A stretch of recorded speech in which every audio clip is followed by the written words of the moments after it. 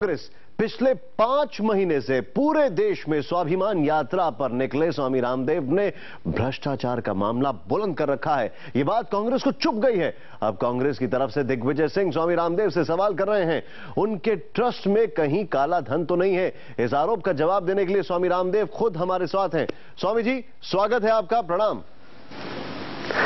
प्रथम तो India TV के सभी दर्शकों को मैं हृदय से प्रणाम करता हूं और आजादी के 64 वर्ष बाद भी मैं इंडिया टीवी के माध्यम से ये कहना चाहूंगा कि इंडिया के लोगों को आज भी कांग्रेस का एक सांसद ब्लडी इंडियन कह देता है, कुत्ता कह देता है, और उसके बावजूद कांग्रेस इसके ऊपर कोई प्रतिक्रिया ना करके जो देश में हमने राजनीति की शुचिता के लिए और इस देश को आर्थिक और सामाजिक न्याय दिलाने के लिए भ्रष्टाचार के खिलाफ मोर्चा खोला, उसी के ऊपर कांग्रेस टूट पड़ती है कि तुम अपने धन का हिसाब दो। हमारा हिसाब किताब तो 2010 तक का सरकार के पास में है और मैं यहां पर भी वो बैलेंस शीट लेकर के बैठा हूं।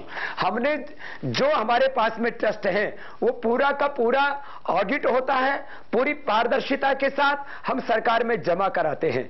ये हमारे पास में जो धन देश के लोगों ने दान दिया है, ये काला धन नहीं है, ये चोरी की कमाई नहीं है, ये देश के साथ गद्दारी करके किसी का लूटा हुआ धन नहीं है, बल्कि देश के लोगों ने खून पसीना बहा करके जो कमाई की वो हमको दान में दी और उसके द्वारा हमने 100 करोड़ से ज्यादा लोगों तक योग, आयुर्वेद और भारतीय संस्कृति को पहुंचाया और उनके जीवन में जो परिवर्तन आए वो देश के सामने है।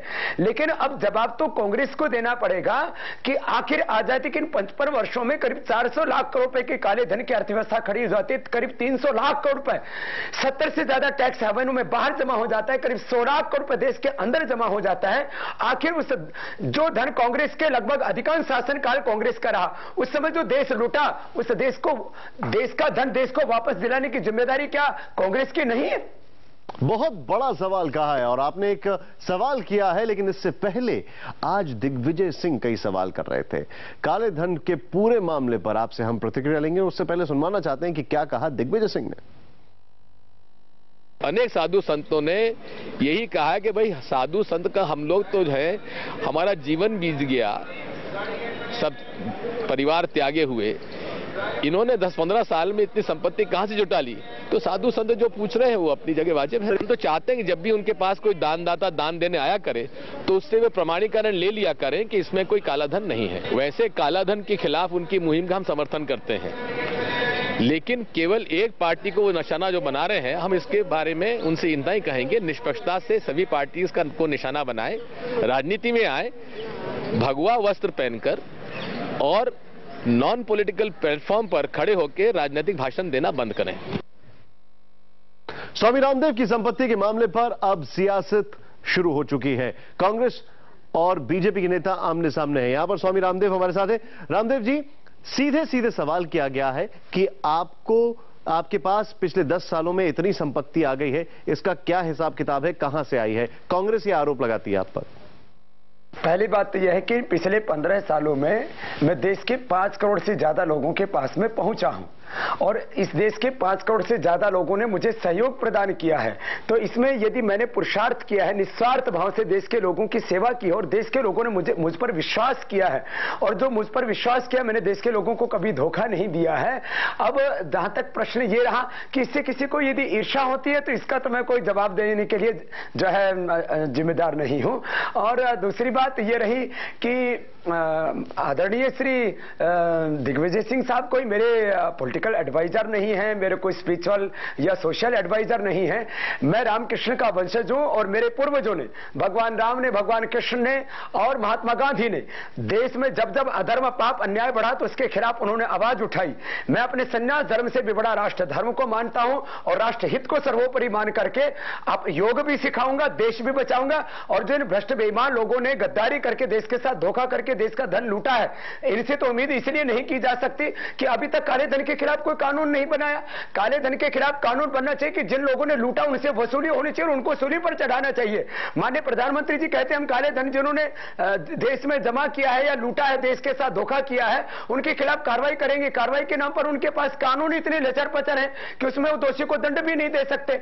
और इतना ही नहीं, 2006 से पेंडिंग पड़ा हुआ United Nations convention against corruption की जो संधि दी है, उसको आखिर सरकार अपने कैबिनेट में पास करा करके यूएन क्यों नहीं भेजती, जिससे 140 देशों से भारत का काला धन वापस आ सकता है। करेंसी रिकॉल करके बड़े नोटों को वापस लेकर के काले धन की अर्थव्यवस्था को खत्म करने के लिए सरकार प्रयास क्यों नहीं करती, जिसके लिए माननीय प्रधानमंत्री जी भी, मनमोहन सिंह जी भी सहमत है।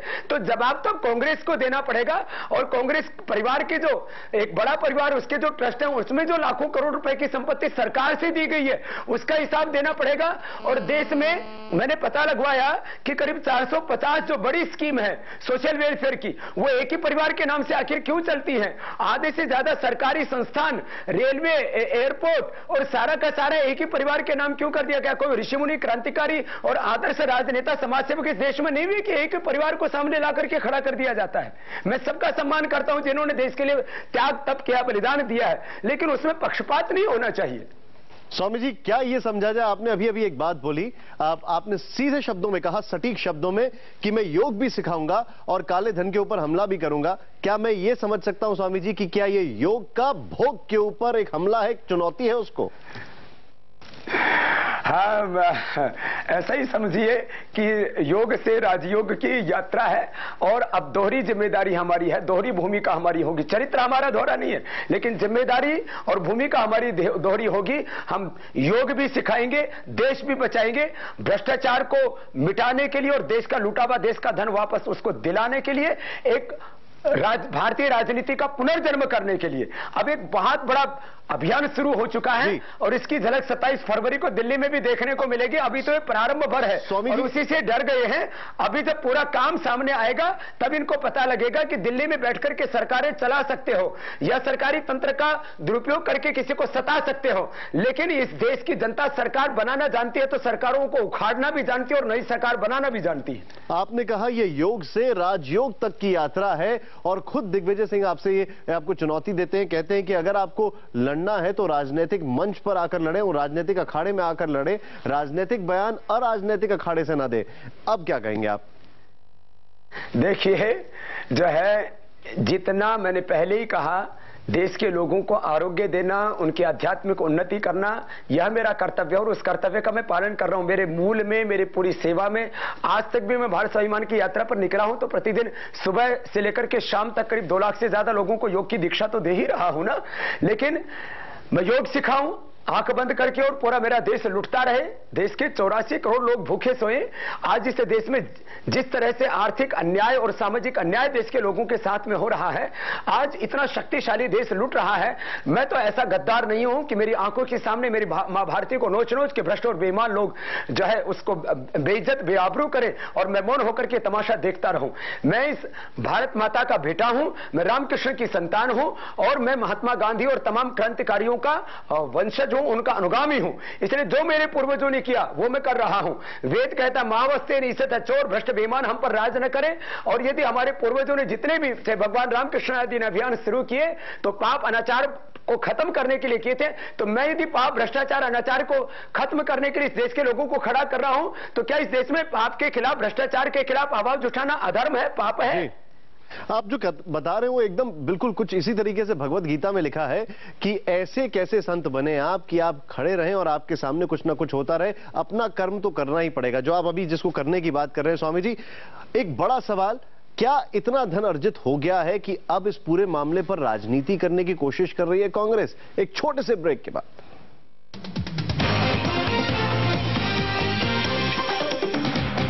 ब्रेकिंग न्यूज के प्रायोजक zen मोबाइल, सबसे लंबा चलने वाला mini theatre, TVS star city, दमदार हरदम, हिमानी फास्ट रिलीफ, दर्द मिटाए चुटकी में, LG mobile phones, Ayur herbal shampoo, life में असली स्वाद जगाए MDH chunky chaat masala, carbon boom box 2, घर में बजाओ दुनिया को सुनाओ, और विमल लाइट, लाइफ में रहो लाइट।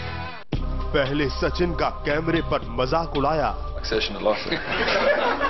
सचिन के नाम पर कुत्ता पाला। वर्ल्ड कप से पहले सचिन पर बड़ा बवाल। सचिन को कुत्ता क्यों बोला? देखिए रात 9:30 बजे। कौन रोका हमें?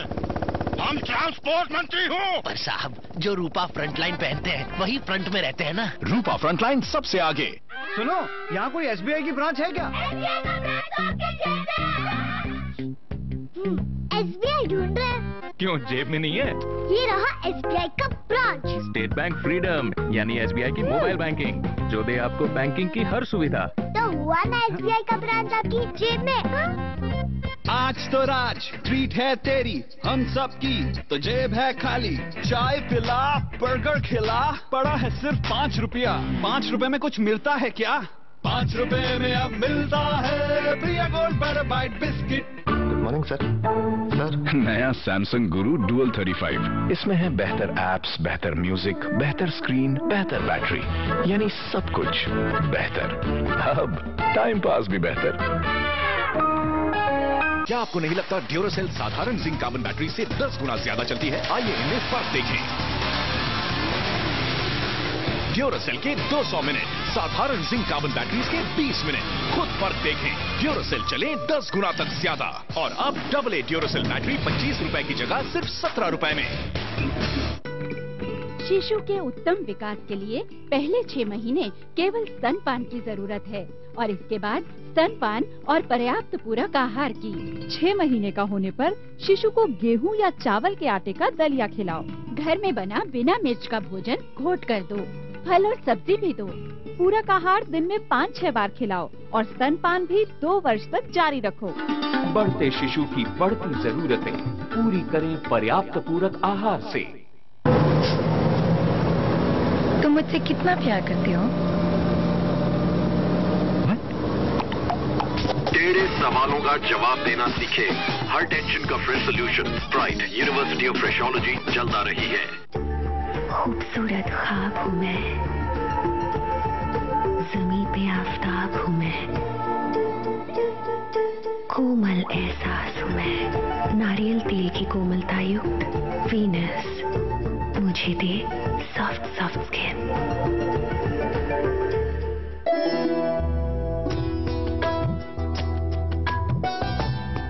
विश्वास है, इसमें कुछ खास है। जेके सुपर सीमेंट। MTH की दुनिया में आपका स्वागत है। बादशाह तुसी ते मसाले ते चैन चाओ। आपकी मेहरबानी से। MTH, the real spice of India।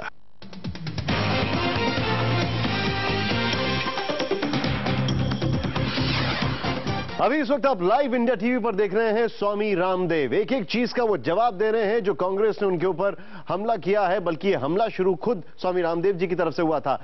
Swami Ramdev ji, Congress ये आरोप लगाती है कि आपने काफी धन अर्जित कर लिया है और इसलिए अब राजनीति इस पूरे मामले पर हो रही है। क्या ये सच है कि स्वामी रामदेव जी ने काफी धन अर्जित कर लिया है? कांग्रेस ये जानना चाहती है। देखिए, मुझे तो अभी और ज्यादा देश की सेवा के लिए योग आयुर्वेद पर रिसर्च करने के लिए धन की आवश्यकता है। और जो मुझसे प्यार करते हैं और योग आयुर्वेद भारतीय संस्कृति से जो लोग प्यार करते हैं, मुझे धन देंगे। इससे क्यों कांग्रेस को आपत्ति होती है? बल्कि इस बात के लिए उनको जो है मेरी तारीफ करनी चाहिए। मैं तारीफ सुनने के लिए नहीं कह रहा हूं इस बात को, लेकिन बिना सरकार के सहयोग के एक सन्यासी काम करता है, करोड़ों लोग उसके साथ खड़े हो जाते हैं और 100 करोड़ से ज्यादा भारतवासियों तक ही नहीं, दुनिया के 200 से ज्यादा देशों में योग आयुर्वेद और भारतीय संस्कृति का डंका बजाता है। इससे तो देश का गौरव बढ़ता है। इससे तो केंद्र सरकार को, कांग्रेस को प्रसन्नता होनी चाहिए। लेकिन क्योंकि कांग्रेस में जो गांधीवादी लोग हैं वो तो मेरे काम से प्रसन्न है। मैं अभी स्वाभिमान ग्रामोत्थान के लिए काम कर रहा हूं। एक एक गांव को स्वावलंबी, निरोगी, निर्व्यसनी और स्वदेशी के रास्ते पर चला करके उनको आत्मनिर्भर बनाने के लिए काम कर रहा हूं। उसके लिए मुझे तो सैकड़ों करोड़ रुपए की जरूरत है।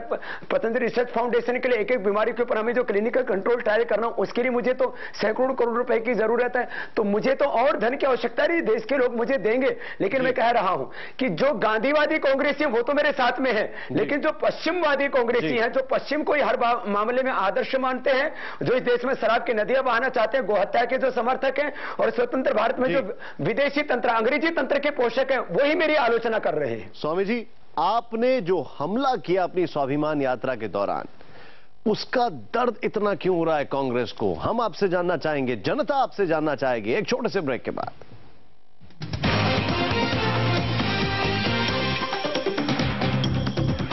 पहले सचिन का कैमरे पर मजाक उड़ाया, फिर सचिन के नाम पर कुत्ता पाला। वर्ल्ड कप से पहले सचिन पर बड़ा बवाल। सचिन को कुत्ता क्यों बोला, देखिए रात 9:30 बजे। 30 के बाद